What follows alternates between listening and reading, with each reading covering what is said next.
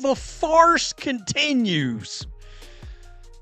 The media, the sports media, refuses to acknowledge and give people the full story. Right now, all they're doing, well, they're shilling for the WNBA. The WNBA just declared victory, claiming its finals shattered records and became the most watched in 25 years. But behind that flashy headline lies a truth the media refuses to talk about. The numbers being paraded as proof of a new golden era weren't just exaggerated. They were built on a completely different system of measurement. I mean, the sports media is woke, and they've been in the bag for the WNBA for years now. Like it is. Well, they're doing it with the ratings. Oh my God, the ratings are so brave, stunning, and courageously large. Except the ratings are literally different than they were any other year. While ESPN and Front Office Sports celebrated, analysts started asking the real question. How can you break a 25-year record when you change the way you count the views? Even more ironic, the so-called record year happened when Caitlin Clark, the league's biggest ratings magnet, wasn't even on the floor. This wasn't growth. It was a statistical illusion crafted to make the league look unstoppable. Tonight, we're exposing the lie that turned a ratings tweak into a full-blown WNBA crisis. The sports media, like Front Office Sports, will run a headline like this, completely misleading people. WNBA Finals most viewed in 25 years, despite possible Aces sweep. Oh, this was before the game ended, but this came out late yesterday afternoon. My goodness. The moment the WNBA Finals wrapped up, the sports media went into overdrive. Headlines popped up everywhere, declaring the league had achieved its most watched finals in 25 years. Front Office Sports, yes, and nearly every outlet that's been cheerleading the WNBA for years began patting themselves on the back. To the casual fan, it sounded like a major win proof that women's basketball was finally breaking through. But when you peel back the layers, that celebration starts to look less like a triumph and more like a coordinated media stunt designed to distract from the truth. The Aces have won all 3 games of the series, which are drawing 13% more viewers than last year. No shit, because you're literally including a shit ton of new TVs in this whole situation. Front Office Sports published the headline first, and others followed suit without question. They wrote that ratings were up 13% compared to last year, proudly calling it a historic moment. Those words, most viewed in 25 years, were repeated across social media, talk shows, and even by commentators during live broadcasts. The message was clear. The WNBA was finally winning the public over. But what the headlines didn't mention was how those numbers were calculated, or more importantly, what changed behind the scenes to make those ratings appear so impressive. It is unbelievable. They'll run this headline and then in fine print somewhere tell the whole story. The WNBA Finals continue to post strong viewership through 3 games. Well, honestly, compared to Indiana Fever regular season games, especially the ones Caitlin Clark plays in, but hell, the ones she don't. Ratings don't look that damn big to me still. They still don't look that big. For years, sports fans have relied on Nielsen ratings to measure viewership, and those metrics have always been fairly consistent. But this year, Nielsen introduced a new system, one that counts smart TVs, streaming devices, and out-of-home viewing in a way that had never been done before. The result? Numbers that looked bigger, even if the actual audience hadn't changed much at all. It's like comparing apples to oranges and calling it a record. The media knew that, but they buried the explanation deep in the fine print. But you're not giving people the full story in these headlines. Yeah, oh my God, that catches attention, and everybody can, ESPN can take a victory lap. All these media outlets saying, look, see, everybody's interested in the WNBA. Long after most readers stopped scrolling, it's not hard to understand why they did it. The WNBA has been desperate for a public relations win. After months of controversy surrounding Caitlin Clark, locker room drama, and questions about player behavior, the league needed a good headline. And the media, already invested in the narrative of growth and progress, was more than happy to deliver one. The timing couldn't have been better or more convenient. The finals wrapped up right as the new rating system took effect, creating a perfect storm of manipulated perception and corporate spin. It's funny how this worked out for him too. Caitlin Clark didn't get to play, but at the same time, this new methodology came in. So not only do they get to try to run a victory lap, they get to do and Caitlin Clark wasn't involved. Well, how many more millions of TVs did you add exactly? So while ESPN anchors smiled and called it a landmark moment for women's sports, the reality was far less glamorous. The same analysts who dug deeper realized the comparison to previous years was completely invalid. The ratings weren't higher because more people tuned in. They were higher because more screens were being counted.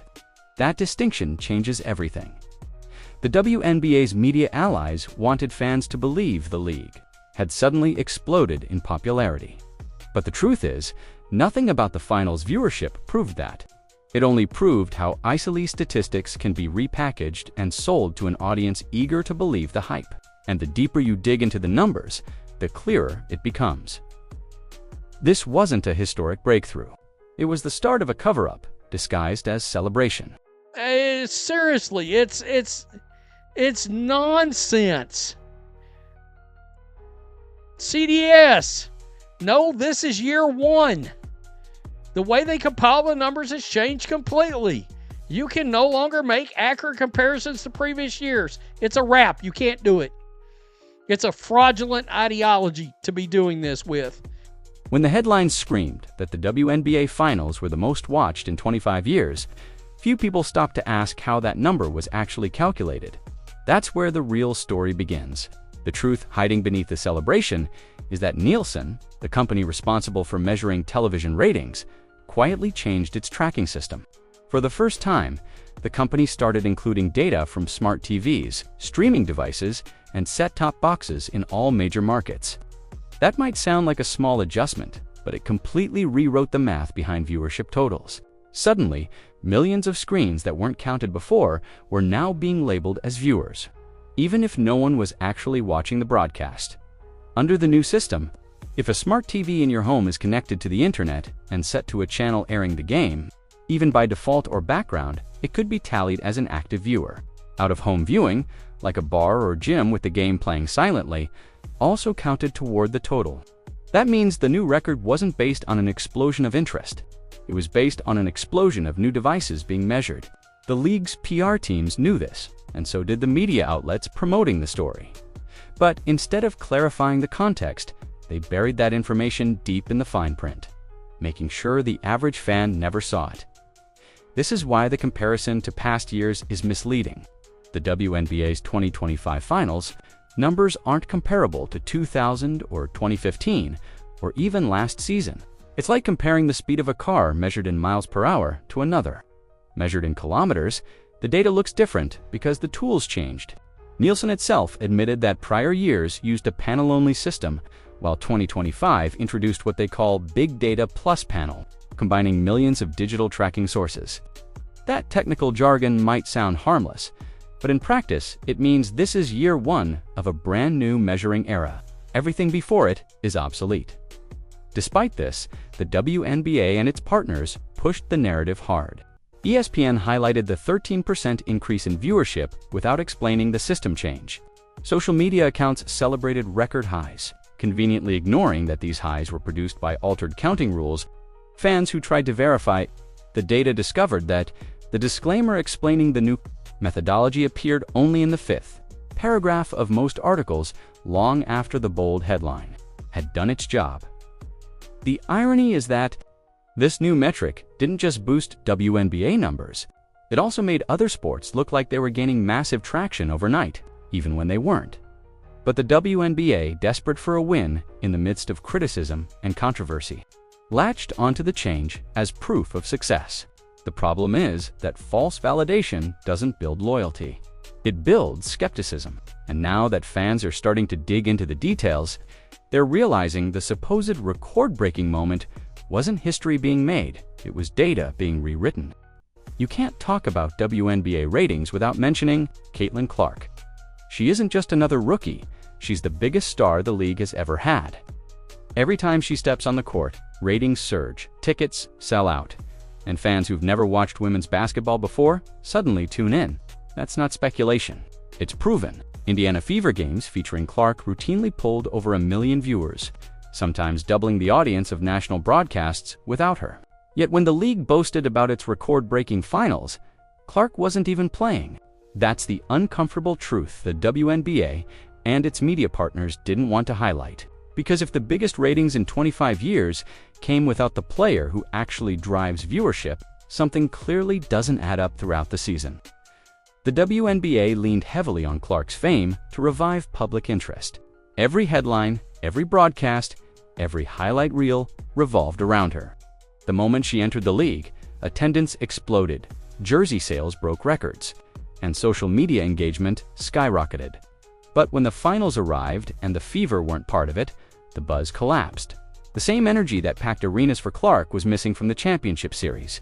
That's why the timing of this ratings record looked so suspicious.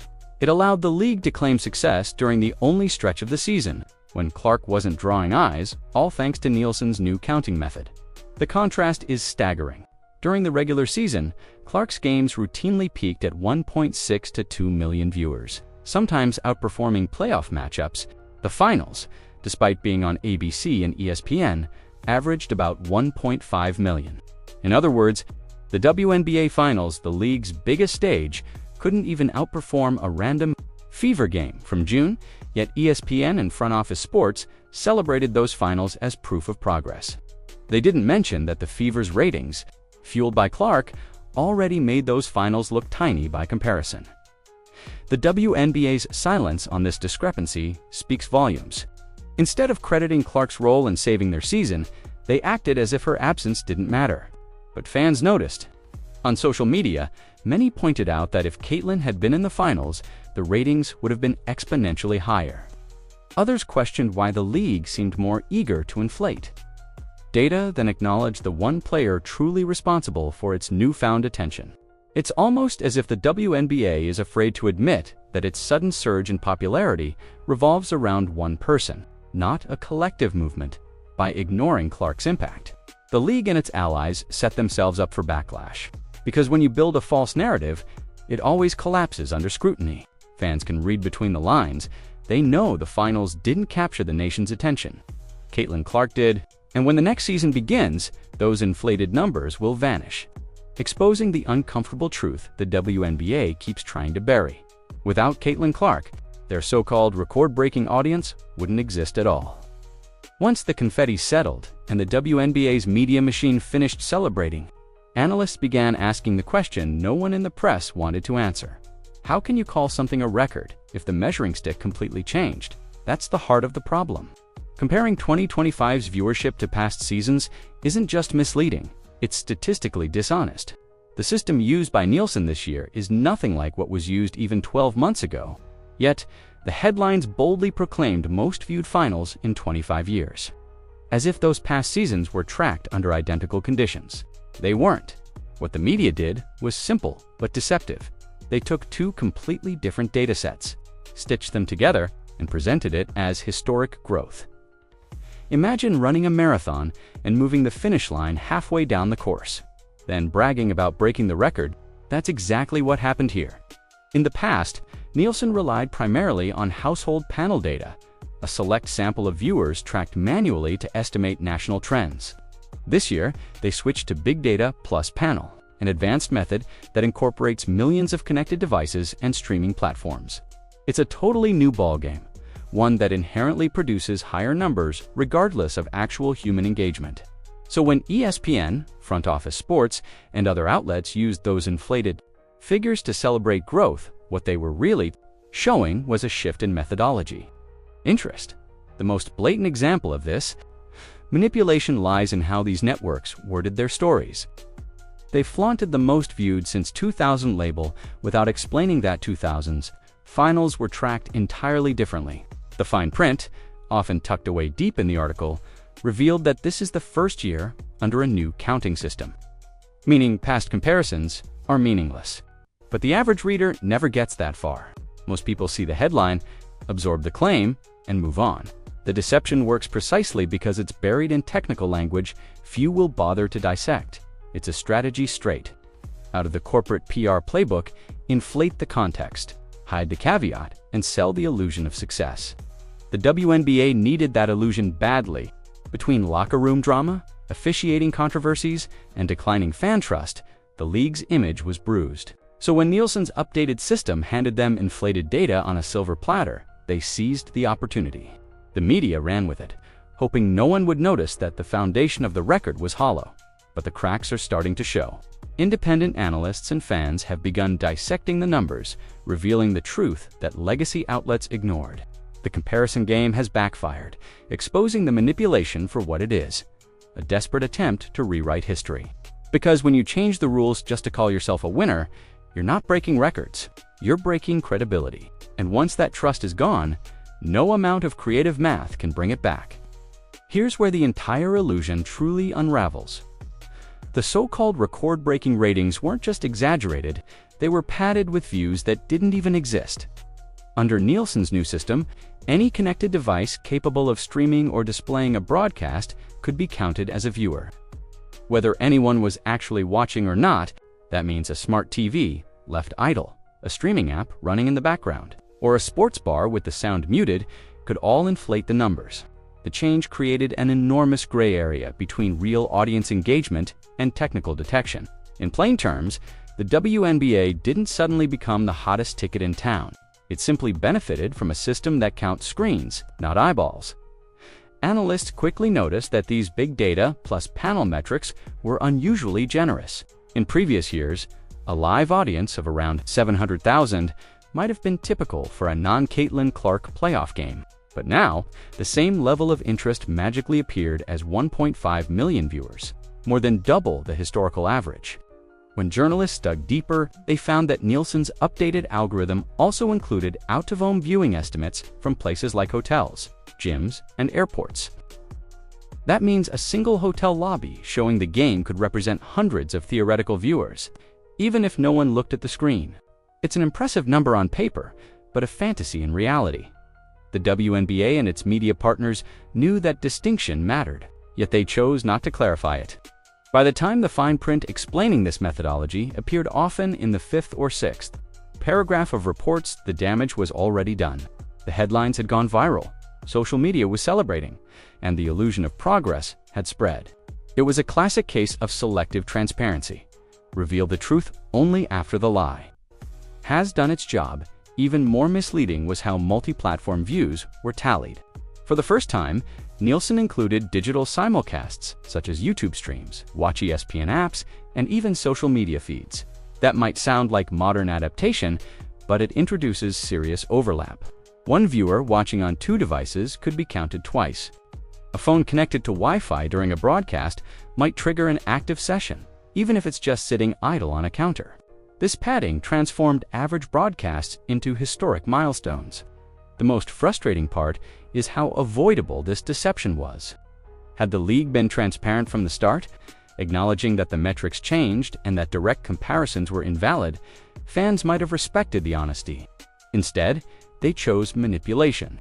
They sold fake momentum to investors and viewers, hoping no one would read beyond the headline. But fans today are smarter, armed with data and receipts. And now that they're realizing how inflated these record numbers truly are, the celebration has turned into suspicion. Because once people learn the views never existed, the trust that kept them watching disappears too. At first, the media's celebration seemed unstoppable.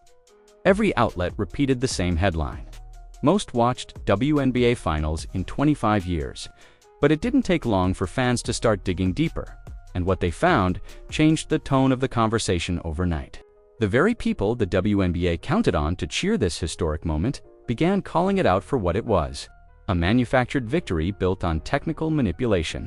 Across social media platforms, fans, analysts, and even former players started questioning the numbers, dissecting the methodology, and demanding answers the league refused to give.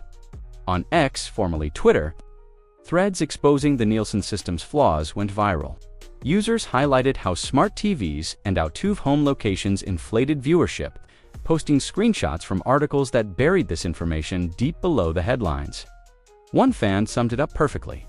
"This isn't record growth, it's record spin." That phrase started trending within the basketball community, symbolizing the growing divide between the league's narrative and reality. YouTube commentators and independent sports channels picked up the story, showing how the WNBA supposed 25-year milestone was based on data that could never be fairly compared to previous years. What made this backlash powerful was that it came from both supporters and critics.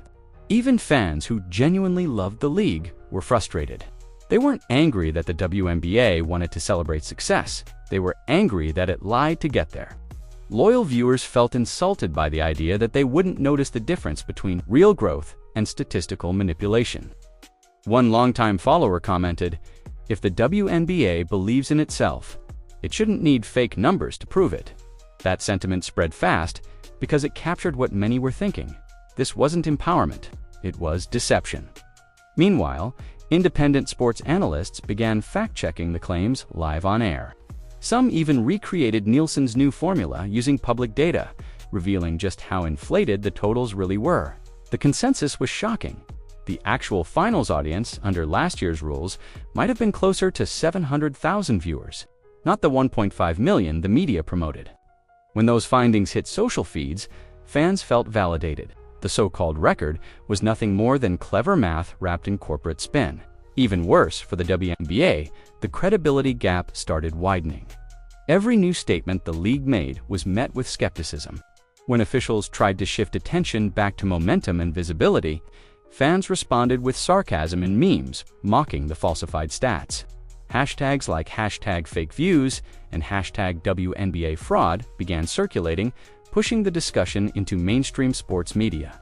What was meant to be a triumph turned into a digital firestorm. The backlash wasn't just about the numbers. It was about honesty. Fans wanted transparency, not trickery. The more the league dodged questions, the angrier people became.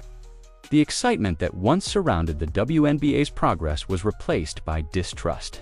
And as fans kept uncovering the fine print, it became clear that the biggest story of the season wasn't the finals itself. It was the exposure of the lie behind it. As the backlash spread, the WNBA found itself cornered. What started as a media victory lap quickly morphed into a public relations nightmare.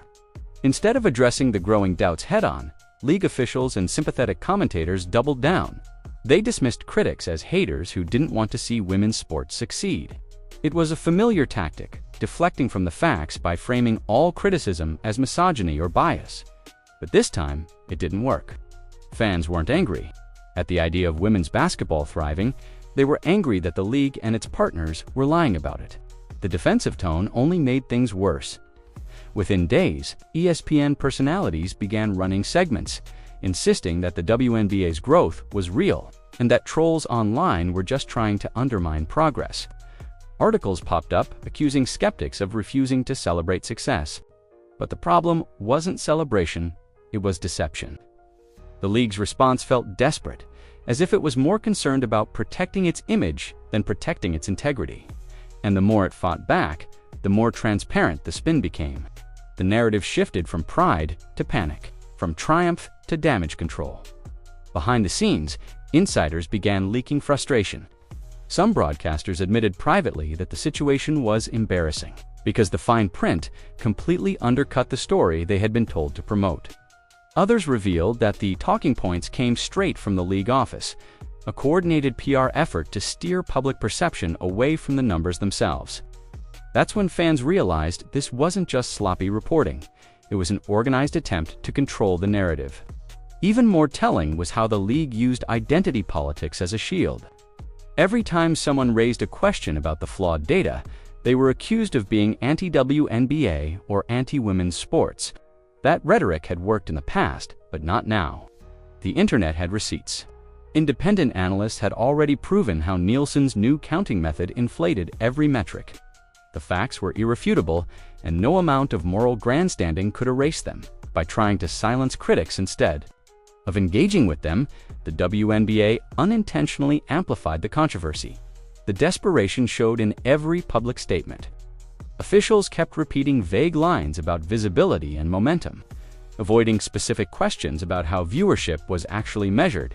When pressed, they cited industry-standard updates, the same phrase used in nearly every press release, but the audience wasn't buying it. To many fans, it felt like watching a house of cards collapse in slow motion. The harder the league tried to spin the story, the more cracks appeared in its credibility. This was supposed to be the season that changed everything for women's basketball. Instead, it exposed how fragile that progress really was. The WNBA wanted validation so badly that it mistook data manipulation for growth. And now, trapped by its own narrative, the league faces the one opponent it can't outplay: the truth. Because no amount of spin can fix a lie that's already been exposed. By the time the dust settled, the entire illusion had crumbled. What began as a victory headline, "Most watched finals in 25 years," had turned into one of the most embarrassing controversies in WNBA history. The deeper analysts dug, the clearer the truth became. This wasn't a record-breaking moment. It was a record-breaking deception. Every inflated number, every selective comparison, every misleading headline had been crafted to create the appearance of unstoppable momentum. But once the data was exposed, the facade collapsed, revealing a league and media machine more concerned with optics than authenticity. The numbers told the real story. Caitlin Clark's regular season games, even on weekday broadcasts, consistently drew more viewers than the finals that supposedly made history. When adjusted using last year's Nielsen standards, the finals viewership dropped from an advertised 1.5 million to closer to 700,000, not even cracking the league's top 10 games of the season. That discrepancy wasn't a rounding error. It was proof that the record only existed because the system changed. The WNBA and its media allies knew that the numbers couldn't withstand scrutiny, so they relied on headlines and selective reporting to hide the truth in plain sight. Fans felt betrayed. Those who had celebrated the news realized they had been cheering for something that never really happened. Even supporters of the league began questioning its credibility, asking why honesty had been sacrificed for a headline. The irony was painful. A league fighting for legitimacy had undermined its own integrity. Instead of proving growth, the WNBA had proved how fragile its reputation really was. The 25-year record became a punchline, a symbol of everything wrong with modern sports media. Spin first, facts later. Meanwhile, independent analysts became the real heroes of the story. They dug through Nielsen reports, compared historical metrics, and exposed how smart TVs, inactive screens, and multicasts had turned normal broadcasts into milestones. Their findings forced even major outlets to quietly edit articles and issue clarifications, though most refused to admit outright that they had misled readers. The silence spoke louder than any headline could dot in the end. The WNBA's attempt to fake its way into mainstream relevance backfired. Instead of building trust, it created skepticism. Instead of growing organically, it relied on technicalities and PR spin. And instead of celebrating a real achievement, it celebrated an illusion, one that fans will remember long after the numbers fade. The truth is simple. The WNBA didn't break a 25-year record. It broke the rules of transparency. And once that trust is gone, every future milestone will be met with doubt. The league wanted to be taken seriously, but serious success doesn't need manipulation. Because when the spotlight fades and the math no longer hides the lie, the only number that matters is zero. Zero credibility left to lose. The WNBA's so-called 25-year record was never a triumph. It was a carefully staged illusion. What began as a celebration of progress exposed a deeper issue: a league and media ecosystem willing to twist numbers for validation. By inflating ratings through a new counting system, they created a fake benchmark that fooled casual fans but couldn't survive scrutiny.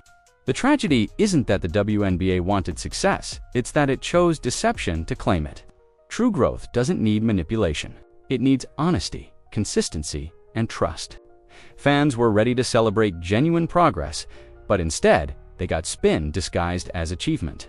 As the dust settles, one truth remains clear.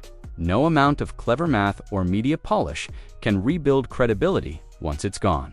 The league's future depends not on inflated headlines, but on earning back the trust it so carelessly threw away.